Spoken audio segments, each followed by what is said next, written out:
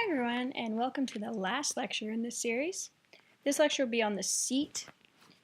It's a really important topic, and I'm sorry this lecture is going to be a little long, but considering how important the seat is to your riding, it's worth spending a little time on.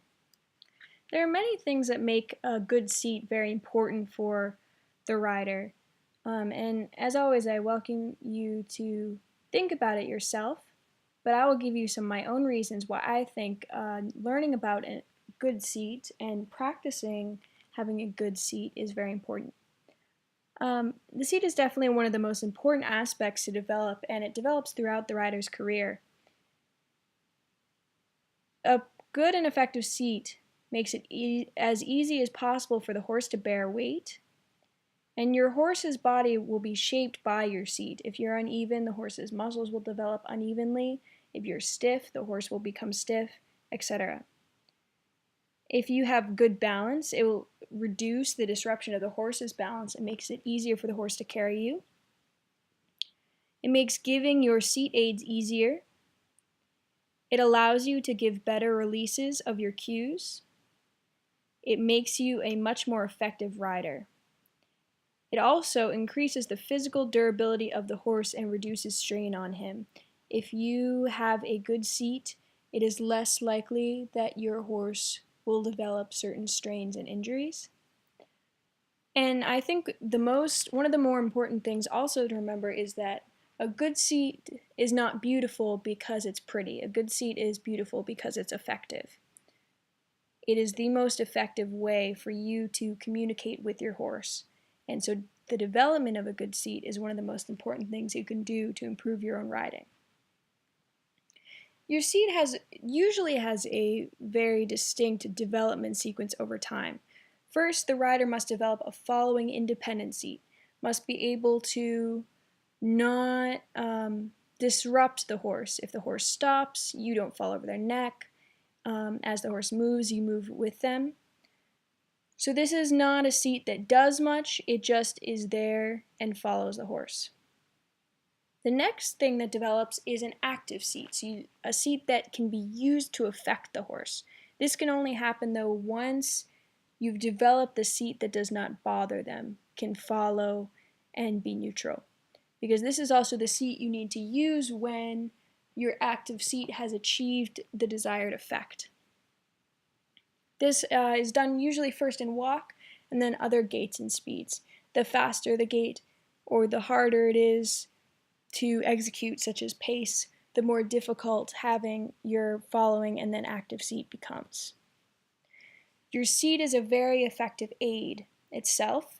It can help to control the speed, direction, and gait. Here in this picture you can see someone using their seat to ask for more engagement of the hind end and more slowing down in the front.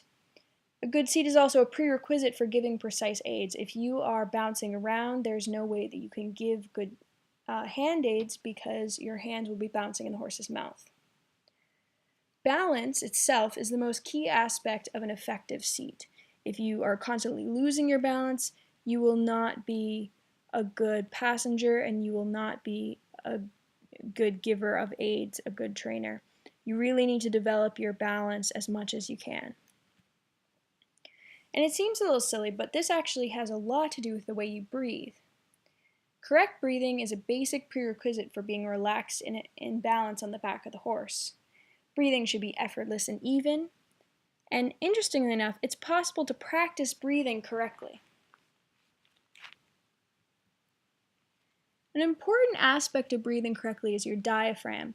It's a large, powerful muscle that is shaped like an upside-down mushroom there. And the bloom of the mushroom lies just underneath your lungs.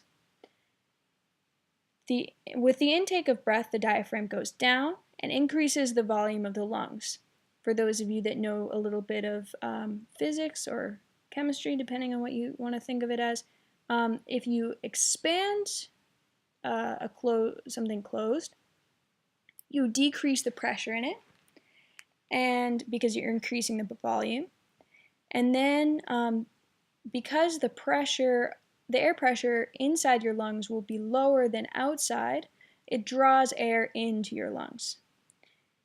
As you breathe out, the diaphragm relaxes, decreasing the volume of the lungs, increasing the pressure inside the lungs in comparison with outside, and air flows out. However, a lot of people actually breathe incorrectly. Instead of using their diaphragm, they just expand and contract their rib cage. This causes stiffness and is much less effective for energy use and also for muscle use.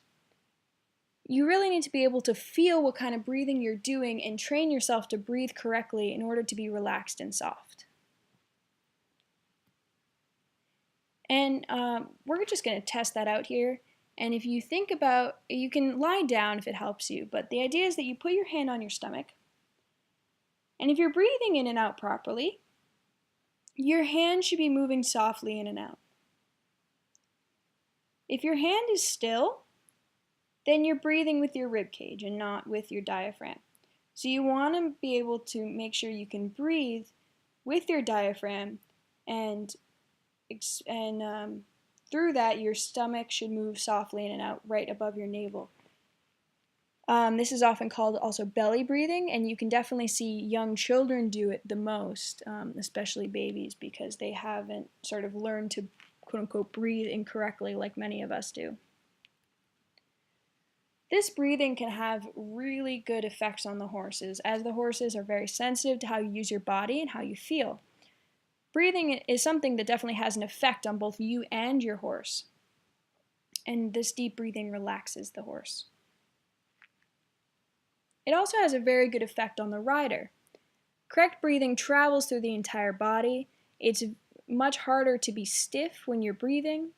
The rider relaxes, more easily finds the center of their gravity, and is much less tired because it's a better use of their energy and get more oxygen for less muscle use. So you get less tired over time. Another thing to be aware of is knowing where your center of gravity is. It leads to a better seat and use of your body. It's between the navel and the back. You can almost imagine that the rider has a heavy ball low in the pelvis that is allowed to spin backwards with movement to create good balance. Another way you can think of it is this toy, I forget the name of it, but it was like this bobbly thing that you could touch, you could hit, and it would always come back to center. And the reason it works is you can look at this toy here. Since the center of gravity is very low, since it's wide on the bottom to make the center of gravity very low, it's always over a point of support, directly over a point of support, no matter which way it tilts. And you can see that in the second two pictures. It's always, that center of gravity is always over something that supports it. Whereas you can see if it was over the head, for example, in the head of this toy, then there's no point of support underneath the center of gravity, and it would fall over. And this is the same with you. The lower you can bring your center of gravity, the more stable your center of gravity is, the more you will be in balance yourself. You can move over that center of gravity without losing your balance. Another way to do this is to imagine the body is made of cubes that should be stacked atop each other. When this is done, the head stacks on the shoulders, which stacks on the ribs, which stacks on the seat, and your legs and your feet follow. This position allows you to stay in alignment without much work. Everything sort of stacks on top of each other and nothing needs to be held in place. So this often can be a very useful tool for people to think about when thinking of their own position. Some other good points here, riders should have the feeling and sensitivity for beat and movement. Without this, it's really hard to develop a good seat. You really need to be able to be movable, so be able to move your body parts if you need to, and also aware of your body and have good body control. This is where, definitely a lot of cross training can come in. Dance can be a good way to develop your body control and your ability to sense your body parts. Yoga, anything like that, Pilates, something to bring awareness into your body parts so you can really feel where everything is. You really also need to make sure you are in balance, soft, and flexible. And we talked about this when we were talking about equipment, but your saddle definitely has an effect on your seat. This here in this picture is a jumping saddle, and it's not a bad jumping saddle, but you can see here why it would be bad for example, our type of riding, because you can see that the way the saddle is made, it pushes the legs forward, which in a jumping saddle is fine because you're leaning quite forward, so your legs can be more forward. But for us, when we're mostly sitting down in full seat or mostly we're not in 2-point very much, this can be quite bad because since your legs are so far in front of you, you can tend to be behind the movement. So this just illustrates that if the saddle does not fit or is badly placed, even if the rider's doing all the correct things, it's very difficult to learn the correct seat. For a really long time, I had an old competition saddle, and it never occurred to me that it could be the reason why my legs were always going forward. And I dragged my legs forward every day and worked as hard as I could until someone pointed out to me that my saddle just wanted my legs to be forward. And as soon as I switched my saddle, I found it much, much easier to have my legs in the correct position, and it actually really accelerated my ability to improve my seat and my balance. Bad saddle and incorrect seat can also cause soreness in the back of the horse and can build up incorrect muscles in both horse and rider. If your saddle is badly flocked, for example, so that it has more pressure on one side than the other, this can also be very bad for the back. And you can also review that section in equipment to learn how to do some preliminary examinations of your tack to see if it's going to be having a negative effect on your horse. Now we're going to talk about different seats you can use in the riding and training of your horse. First seat we'll talk about is half seat. In this seat, you lean forward about 30 degrees and bend in your hips. Your pants touch the saddle in the front, but not the butt. That's kind of a confusingly worded sentence, and I'm sorry, but what I mean is that the pants of your seat can touch, but you should not have any weight in between. You should not have any weight in your saddle from your butt. Your legs and calves are directly under the center of gravity and work as a shock absorber. This means that it's very important for you to have a lot of flexibility in your knees and your ankles. The heel is the lowest point, just as in any seat, and the weight of the rider goes to the inner thighs and sides of the horse. So you're taking the weight off the back of the horse, putting it to the sides. You need to be straight in your back, not with a hollow in your lower back, and you should also be looking up and forward. It's very important to have good calf placement here. If your legs are too far forward or back, the rider easily can lose their balance and can ask the horse forward by surprise. And you can see this in this picture here. The person is leaning too far forward. The person has their calves too far back, so they're going in front of the motion because they're losing their balance and kicking the horse as they move forward, which can unintentionally startle him. It's very important that you maintain this legs under your center of gravity position.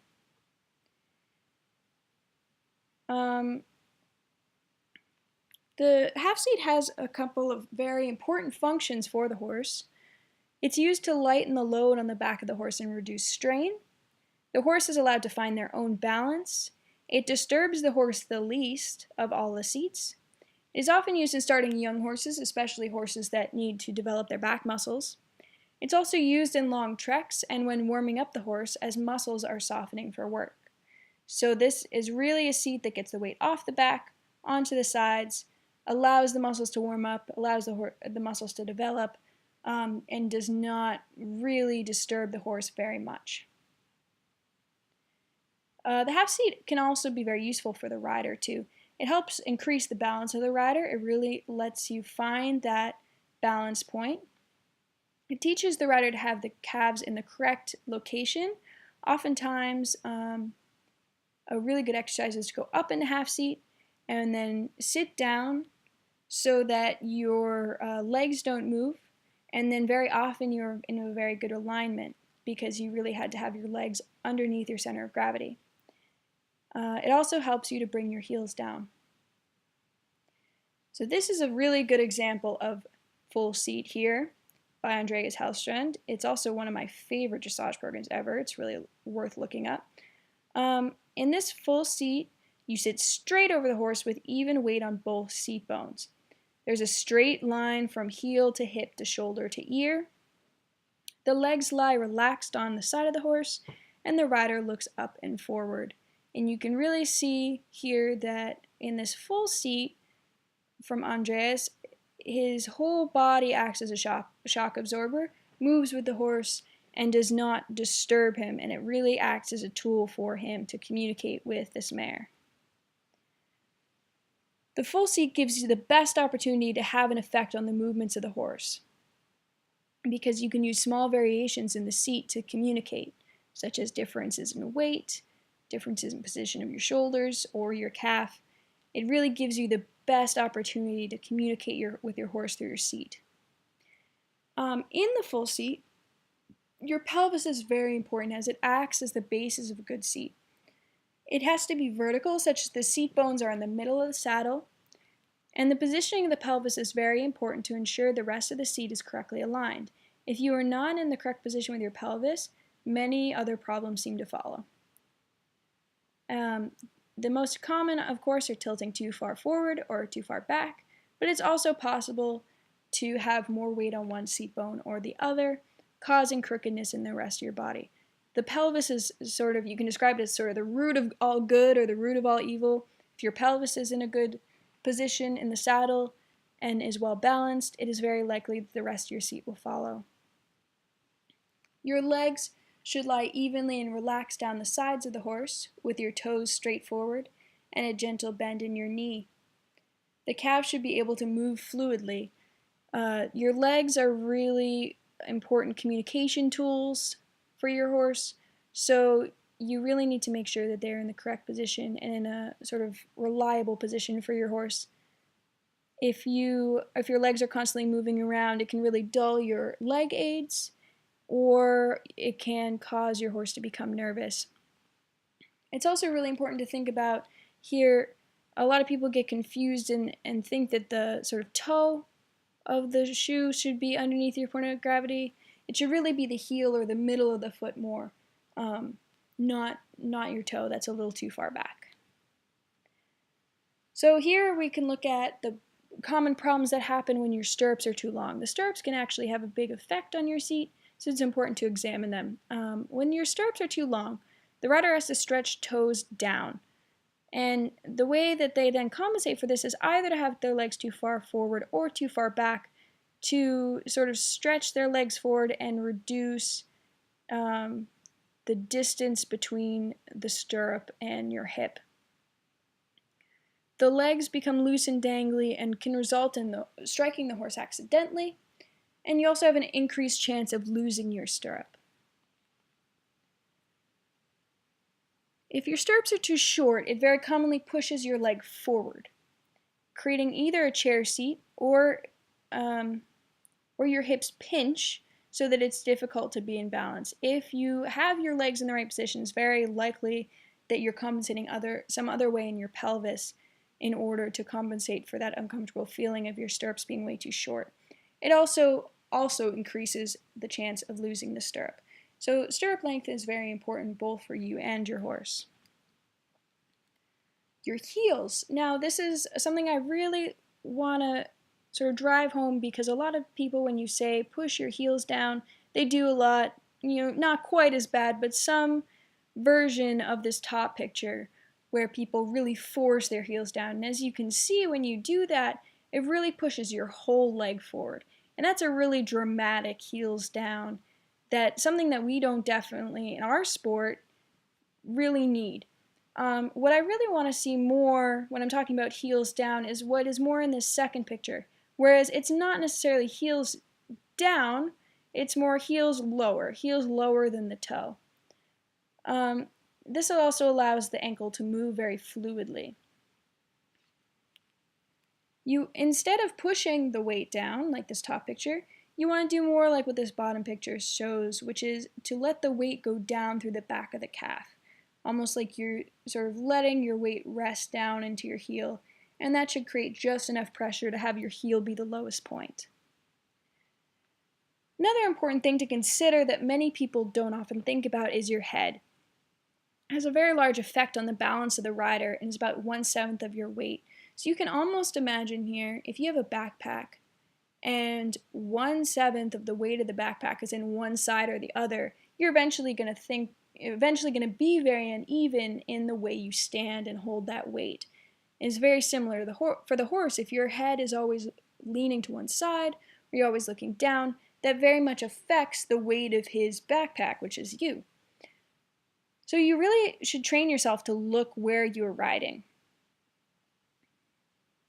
Your eyes very much determine the position of your head, so you should look up and in the direction of travel. Another way that I really like to think about it is this bowling ball or pool hall ball or whatever you want to call it, billiard ball, on the end of this pool cue. And it really just balances on the end of your spine like that pool cue. It can move around on the top of your spine, sort of rotate around, but it should really always be upright and looking forward.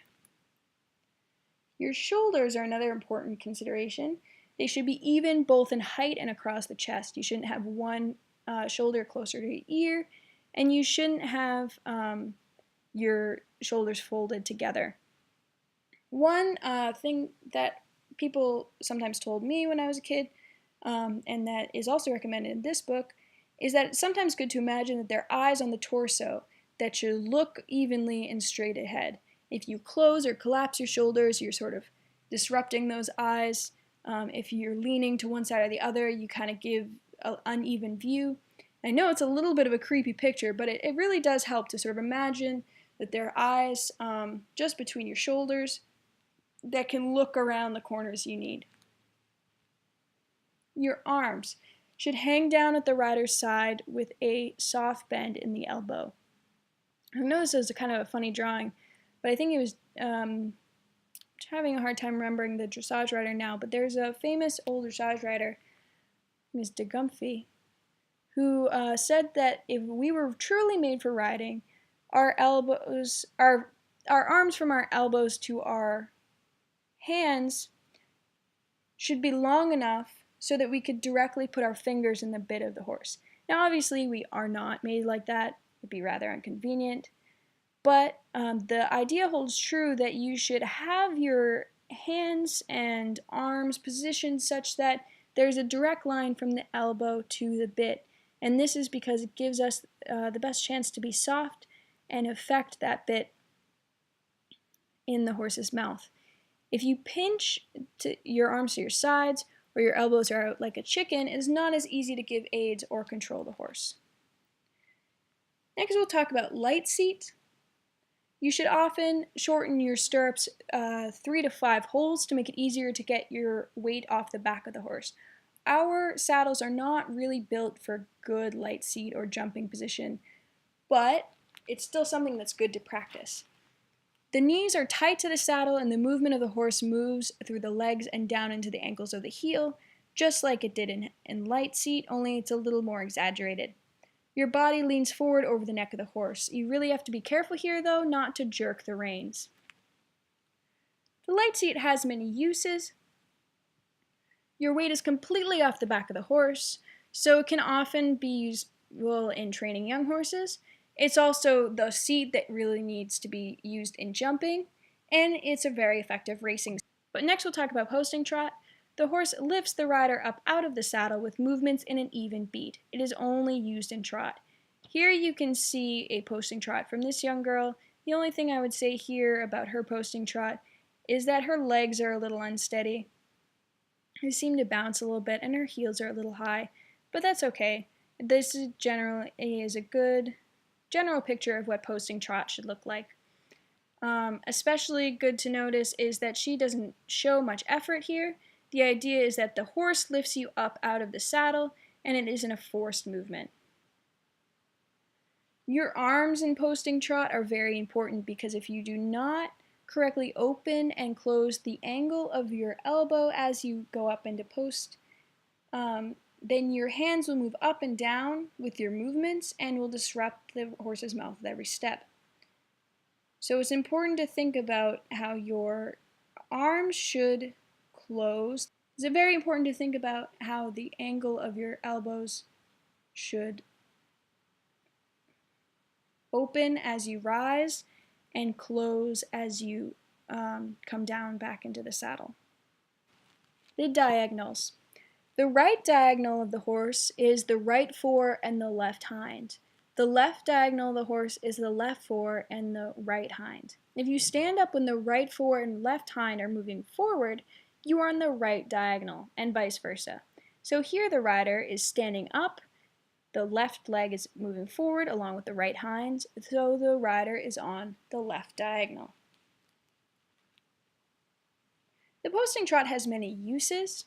It improves the balance of both horse and rider. Interestingly enough, at working tempo, it also increases suspension and lift of trot and encourages a more secure two-beat. The rider can affect the speed as well by posting slower or faster, because the horse really doesn't like to feel you being out of sync with him, so he'll often adjust his speed to match your tempo. It also increases the power of the hind leg in the diagonal by sinking. If you sink slower into the saddle, thus lengthening your time in the air. Therefore, the hind leg of the diagonal you are on will travel more forward and use more power, and thus strengthening it. That is also a very important reason why you should make sure to post the diagonals evenly when outside, because if you're always posting one diagonal more than the other, you're encouraging that diagonal always to be higher in the air, and you can create unevenness in your horse. So now we're going to talk about some common seat problems. First here we're going to look at this guy and sort of think to yourself, based on what we talked about earlier, what seat problems he is showing in his full seat.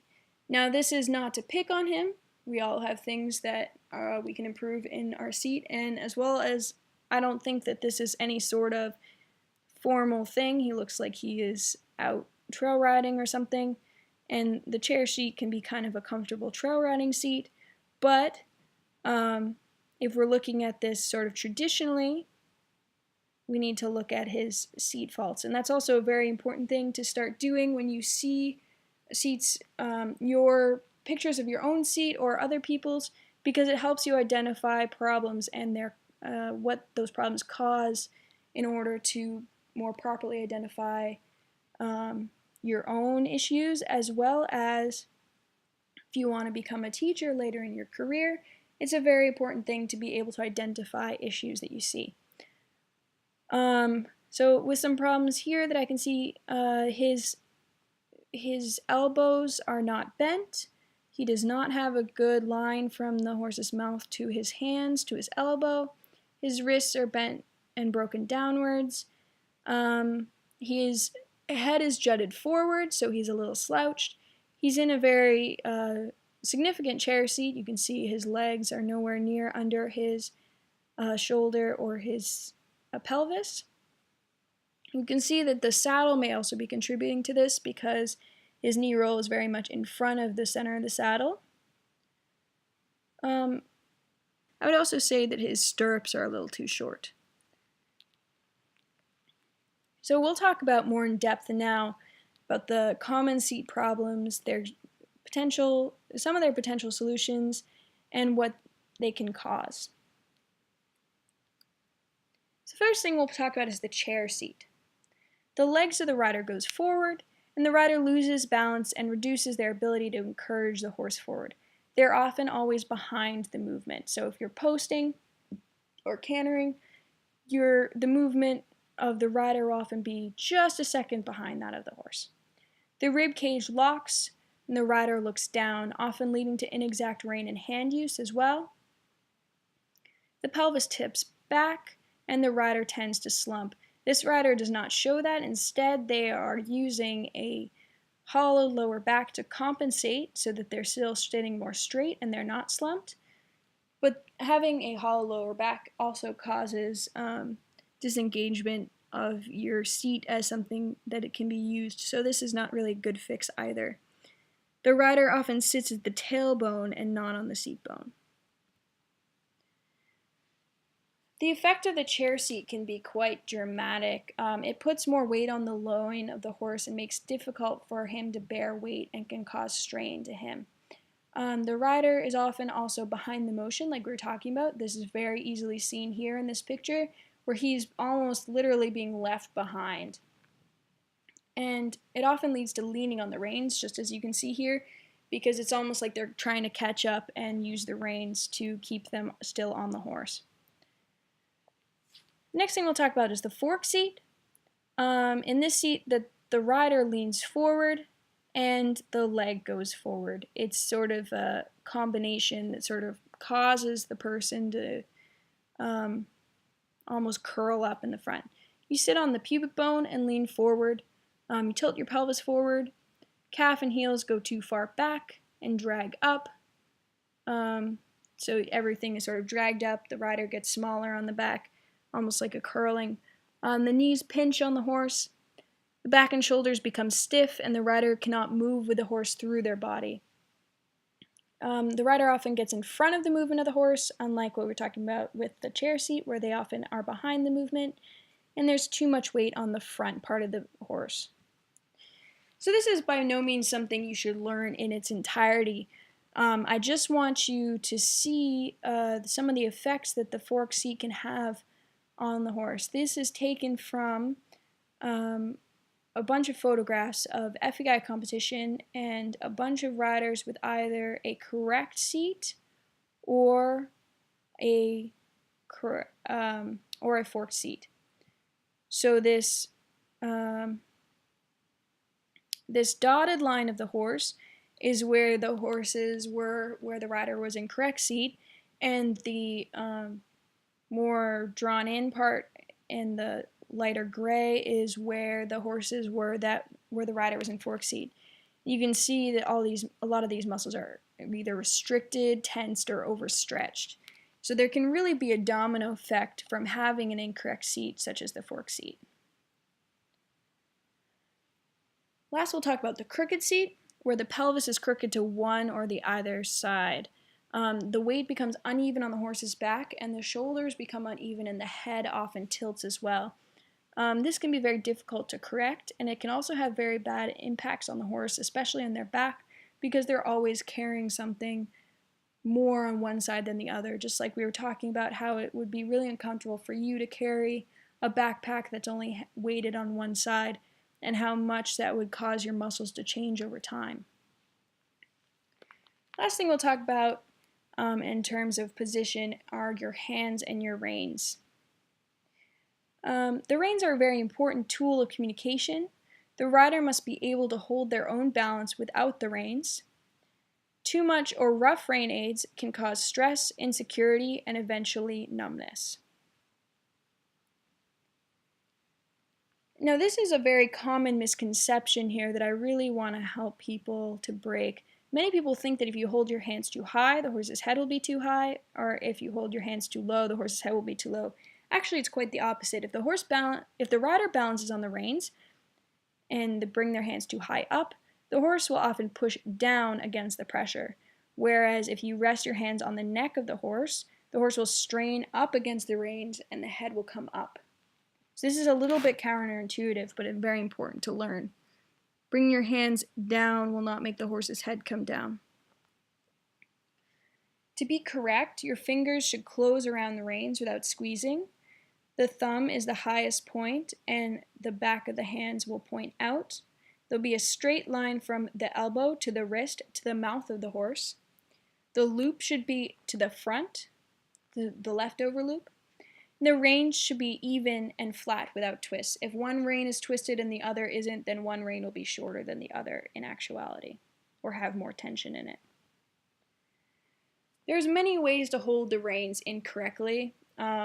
This picture of this guy on this horse is there's very many ways he's holding the reins incorrectly. I mostly picked this picture because I thought it was funny that it was a stock picture called "Attractive Man Incorrectly Rides Horse," which just made me laugh, so I picked it. If your hands are too open, it causes your reins to run through their hands and become too long. If you have stiff wrists, that causes stiff and unyielding aids. If the back of your hands turn up, the wrists are stiff and the aids are inexact. This is often also called baby carriage hands or shopping cart hands. Two short reins can have no give and are stiff. The horse may throw their head and pull their reins to get more room. Two long reins means you have no control, as you can see here with this man.